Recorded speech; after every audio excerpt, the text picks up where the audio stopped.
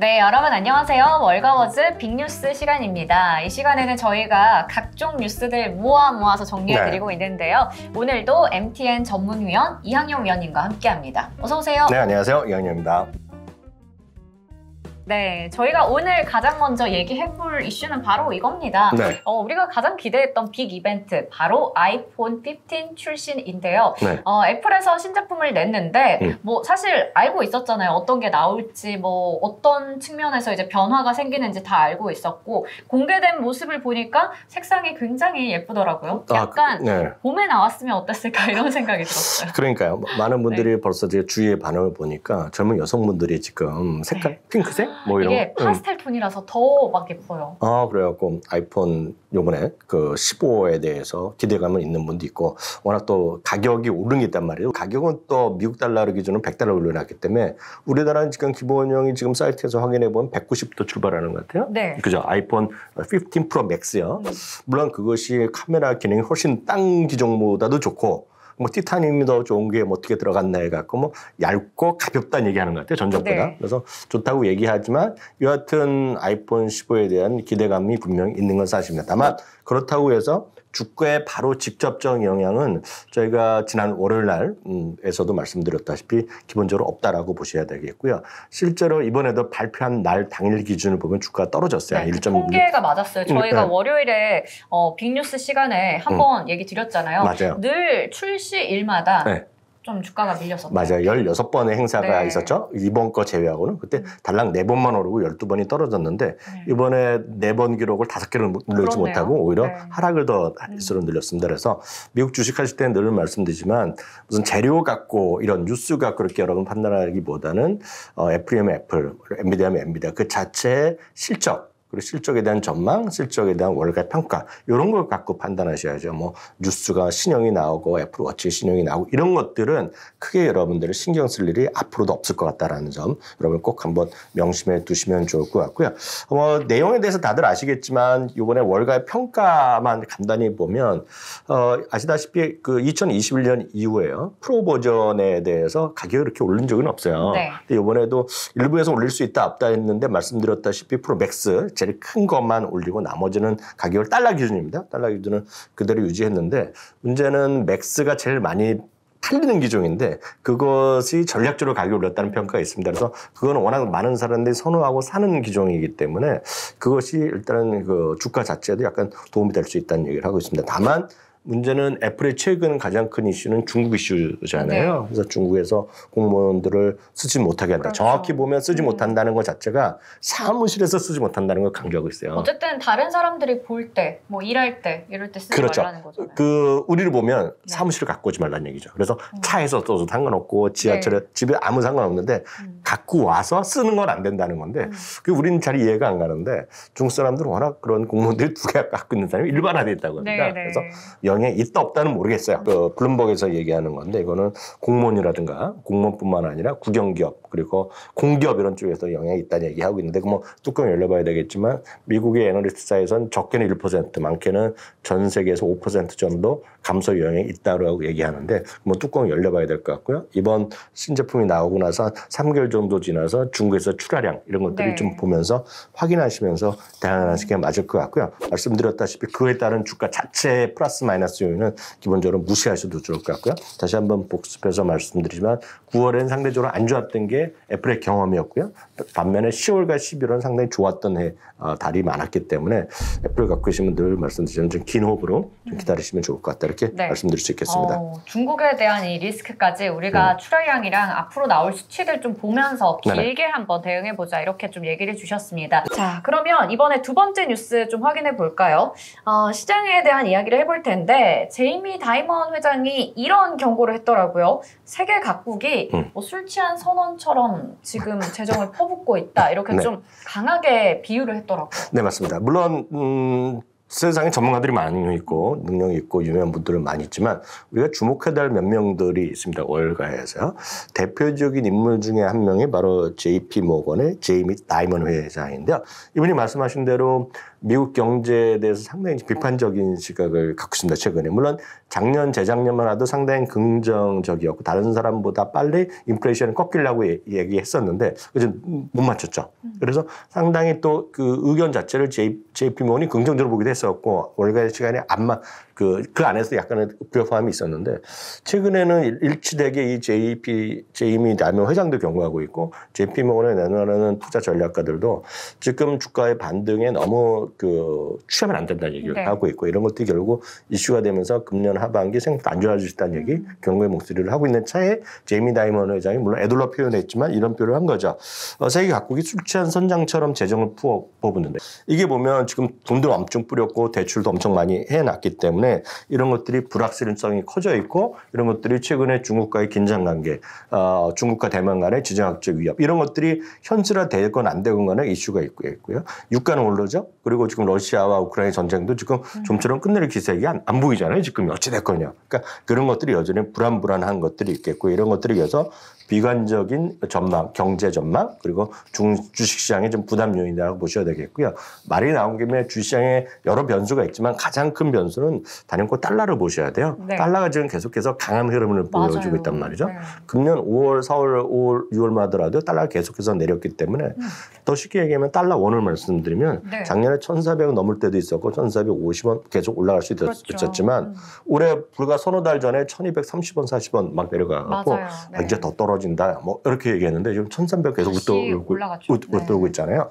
마찬가지입니다. 달러가 위안화에서도 강하고 엔화에서도 강하고 엄청나게 다 강한 흐름을 보이고 있는데 이게 달러가 강해서는 좋을 수가 없죠. 미국 기업은 미국 기업대로 그리고 해외에 있는 해외 분들도 마찬가지예요. 그래서 좋은 게 아닙니다. 그리고 달러가 올라가는 것은 특히 IT 업계 중에서 빅테크의 마진을 압박할 수밖에 없는 요인은 뭐 네. 교과서에서 나오는 얘기인데요. 그래서 3분기 실적이 좀 부담이 될 수도 있다는 것도 여러분 꼭 염두에 두시고 너무 지금 술 마시듯 이 표현대로 하면 술 취해갖고 막 부어라 말 이럴 때가 아니고 주식도 막 사고 막 3배, 4배 막 하고 레버리지 일으킬 때가 아니라 지금 좀 진중하게 안정된 흐름을 보시면서 좀 눈치 좀 보시고 이러셔야 될 때다 이렇게 말씀드립니다. 8월 시장이 좀 힘들었는데 9월도 시작부터 이렇게 갈피를 잡기가 어렵다 보니까 네네. 투자 사실 어떻게 해야 될지 고민이 많이 됩니다. 9월이 없었으면 좋겠다 이런 얘기도 들은 것 같고요.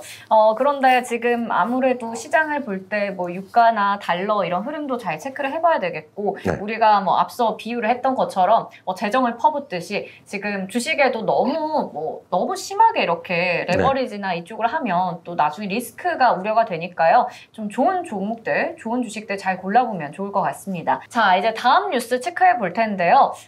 이 뉴스를 저희 시간에 다루는 일은 잘은 없는 것 같은데 네. 대마초 합법화 권고에 따라서 관련주들의 급등 이 부분 보도록 할게요. 아무래도 이게 또 뭐 의료용으로도 사용될 수 있다. 뭐 여러 가지 말들이 좀 나오는 상황인데 정확하게 뉴스부터 먼저 체크해 볼까요? 네, 맞습니다. 제가 이걸 왜 오늘 대마초에 관련 합법화 이런 얘기를 하냐면 저는 주식 투자가 어렵게 생각할 게 하나도 없다라고 보고 있어요. 물론 뭔가 대박이 나는 걸 찾는 분들이 있죠. 그래서 제가 지난 월요일 날 저희 월거지에서는 ARM, 암 얘기를 하면서 너무 큰 기대하지 말라고 말씀드렸는데요. 그런 것도 마찬가지지만 특정 테마에 너무 집중한 분들이 많이 있어요. 그래서 지금이야 그런 것 같지만 벌써 4, 5년 전에 미국 주식하셨던 분들은 온갖 곳에서 대마초 얘기를 많이 했어요. 대마 관련주들. 전 대마를 상당히 우리 거부감을 갖고 있고 우리는 불법이잖아요. 그리고 여러분 여쭤보시면 대마? 이건 이상한 사람 이렇게 생각하시는데도 불구하고 주식으로 또 하시는 분이 계세요.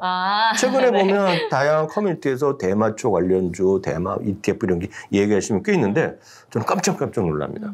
주식은 하루 이틀 할 게 아니잖아요. 주식은 길게 본인한테 맞고 본인의 인지조화가 되는 거, 본인의 철학, 투자 철학 그리고 도덕성에도 맞는 걸 해야 돼요. 그리고 예를 들어서 자기가 초과하는 걸 해야 되거든요. 그래서 제가 계속 삼성 갤럭시만 쓰시는 분들은 애플 주식 사지 말라 그럽니다. 웬만하면. 왜냐하면 나는 아이폰을 안 사고 비싸기만 하고 한 번 고장 나면 몇십만씩 들어가는데 그걸 왜 사?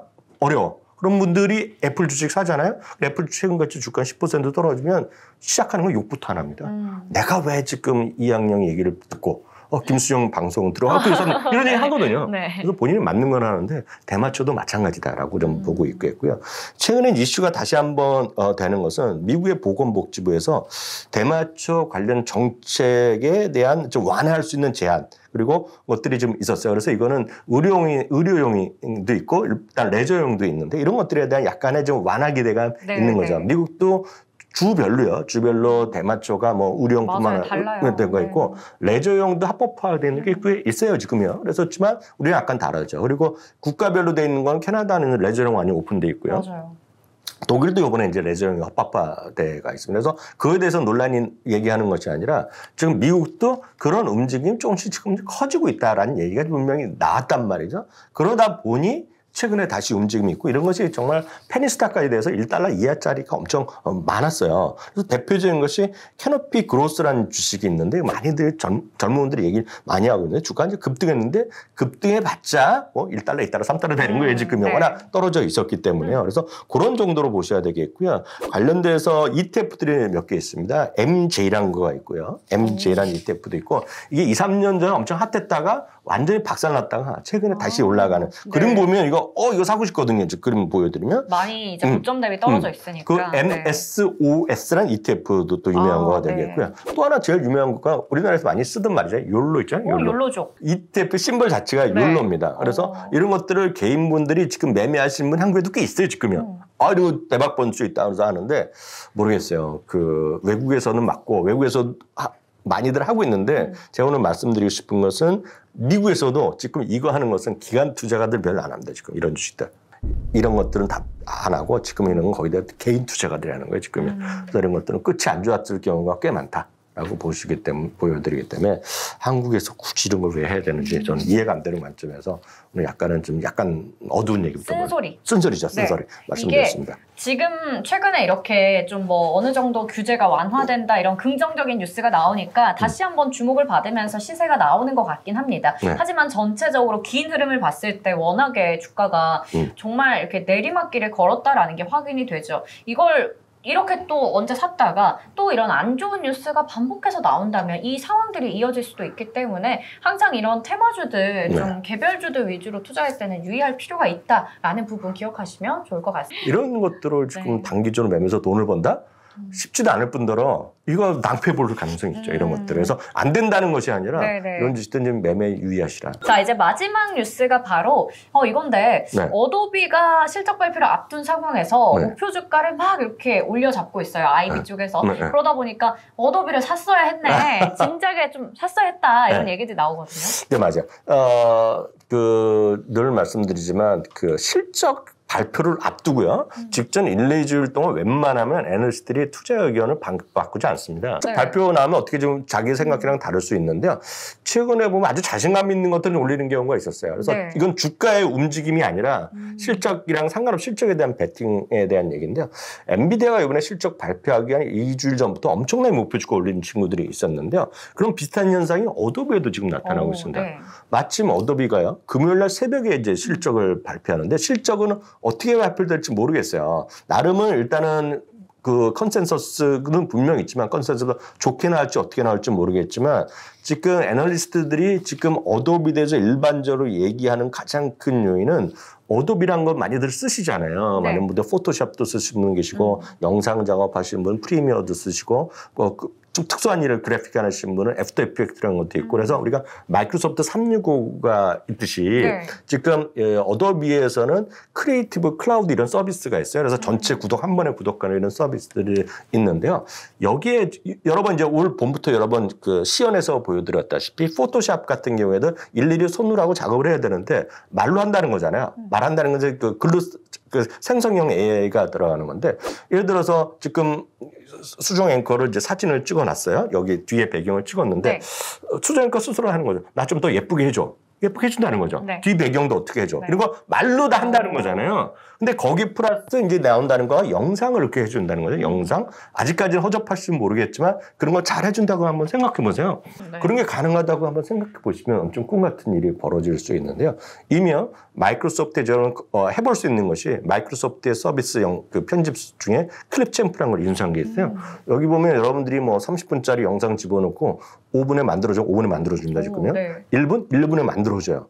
그러다가 요즘 다양한 국가로 지금 번역하는 것들 있잖아요. 가끔 영상 보시면 혹시 그 수리 앵커도 그럴 텐데 분명히 저 미국 사람이 만든 영상인데 한글 자막이 뜨고 제목도 한글로 뜨고 있죠. 자막이 보통 요즘에는 한 4개 국어까지 자막이 뜨더라고요. 그리고 제목 자체가 영어가 아니라 한글로 떠. 그런 거 맞아요. 보신 적 네, 있죠? 네, 네. 그게 뭐겠느냐는 거죠. 그것들을 일일이 사람이 할 수 있죠. 그렇지만 그걸 다 인공지능으로 잘 바꿔준다고 생각해 보세요. 네. 저는 그런 일이 진짜 가까워 있다라고 보고 있고요. 그런 것들을 어도비가 다 할 수 있다라고 보고 있는데요. 문제는 어도비가 마이크로소프트 365, 기존의 오피스 365보다 구독 서비스를 먼저 시작했어요. 이번에 그런 생성형 애가 붙여져서 지금 예상은 업계에서 10에서 15% 정도 가격을 언젠가 올릴 거라는 거예요. 그러면서 이들의 예상은 대부분 이렇게 목표주가 올리는 애들은 지금 기존의 고객보다 더 늘어날 거라고 얘기하고 있습니다. 가격 실적 발표한 이후에 월가의 반응을 한번 확인하면서 그다음부터 해보셔도 좋을 것 같고 중요한 것은 생성형 AI, 그런 AI와 이런 어도비의 기존 소프트웨어가 합쳐서 지금 월가에서 실제로 개인분들이 활용할 수 있고 기업들도 활용할 수 있는 가장 선봉에 서 있는 그런 기업 중에 하나가 어도비라고 얘기하는 데는 꽤 있다. 네. 거기까지 좀 이해하시면 좋을 것 같습니다. 좋습니다. 어도비가 지금 AI 쪽에서 어떻게 보면 선두주자로 좀 앞서 있다라는 부분들 얘기해 주셨고요. 앞으로 저희 뭐 월가워즈 빅뉴스도 그런 식으로 편집이 된다면 더 많은 세계인들과 함께 할 수 있지 않을까. 전 세계 언어로 네. 다 보는 거죠. 좋아요. 네. 기대가 됩니다. 그 네. 날이 머지 않았기를 좀 바라면서 저희 오늘 뉴스들 다 체크를 해봤고요. 저희는 다음 주에 다시 인사드리도록 하겠습니다. 다음 주에 다시 만나요. 안녕.